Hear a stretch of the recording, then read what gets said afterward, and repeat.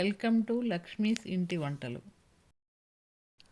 మీకు మా వీడియోలు నచ్చినట్లయితే please do subscribe to my channel. ఈరోజు మనం పుదీనా బగారా రైసు ఎలా తయారు చేయాలో నేర్చుకుందాం. పుదీనా బగారా రైస్కు కావాల్సినవి: బాస్మతి రైస్ 1 పెద్ద కప్పు, నూనె 2 స్పూన్లు, నెయ్యి 2 స్పూన్లు, ఉప్పు 1/2 టేబుల్ స్పూను, ధనియాల పొడి 1 స్పూను, ఉల్లిగడ్డ 1, సాజీరా చిటికెడు, లవంగాలు 6, చెక్క ముక్కలు 6, ఇలాచీలు 4, అల్లం వెల్లుల్లి పేస్టు 1 స్పూను, బిర్యానీ ఆకులు 2, కొత్తిమీర కొద్దిగా, పచ్చిమిరపకాయలు 6, పుదీనా 1 చిన్న కప్పు. పుదీనా బగారా రైస్ చేసుకోవడానికి ముందుగా బాస్మతి రైస్ని శుభ్రంగా కడుక్కొని ఇలా 1 గంట ముందు నానబెట్టుకోవాలి. తరువాత ఒక మిక్సీ జారు తీసుకొని పచ్చిమిరపకాయలు, పుదీనా, కొత్తిమీర అన్నీ వేసుకొని మిక్సీ పట్టుకోవాలి. ఇలా మిక్సీ పట్టుకొని పక్కన పెట్టుకోవాలి. పుదీనా బగారా రైస్ చేసుకోవడానికి ముందుగా గిన్నె వేడి చేసుకొని నెయ్యి వేసుకోవాలి.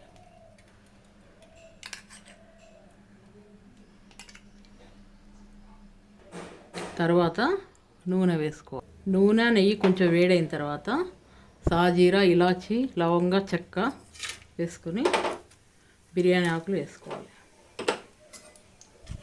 తర్వాత ఇలా నిలువుగా తరుక్కున్న ఉల్లిపాయలు వేసుకోవాలి. ఉల్లిపాయలు కొంచెం వేగిన తర్వాత అల్లం వెల్లుల్లి పేస్ట్ వేసుకోవాలి.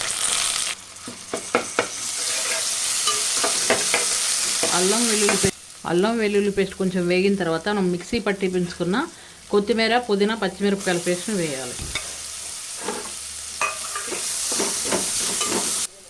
పేస్టు పచ్చివాసన పోయే వరకు ఇలా వేయించుకోవాలి. తరువాత ధనియాల పొడి వేసుకోవాలి. ధనియాల పొడి వేసుకొని అంతా ఒకసారి ఇలా కలుపుకోవాలి.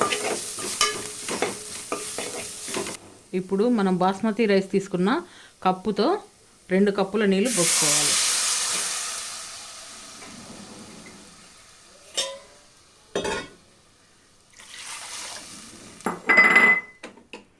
తర్వాత తగినంత ఉప్పు వేసుకొని నీళ్ళు ఉప్పు వేసి అంతా ఇలా కలిసేటట్టు కలిపి మూత పెట్టి ఎసురు కాగనివ్వాలి.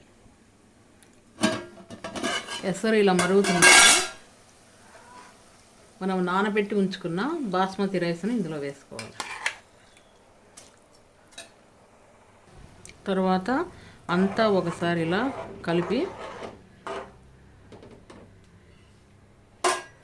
మూత పెట్టి మీడియం మంట మీద ఉడికించాలి.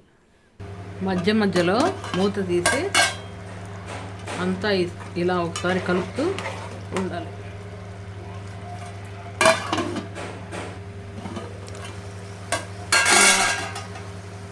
అన్నం ఉడికినప్పుడు చిన్న మంట మీద ఉడికించుకోవాలి.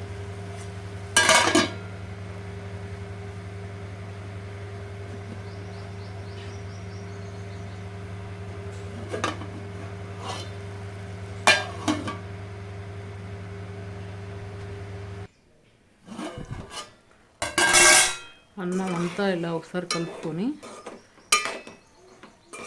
తేమంతా ఇనికిపోయేలాగా అన్నం మగ్గించుకోవాలి. అన్నం అంతా మగ్గిన తర్వాత 1 స్పూన్ నెయ్యి వేసుకోవాలి. వేసుకొని అంతా ఇలా కలుపుకోవాలి.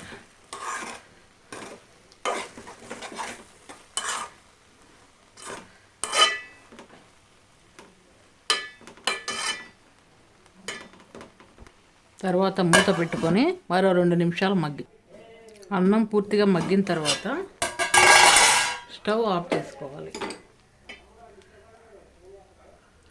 పుదీనా బగారా రైస్ రెడీ.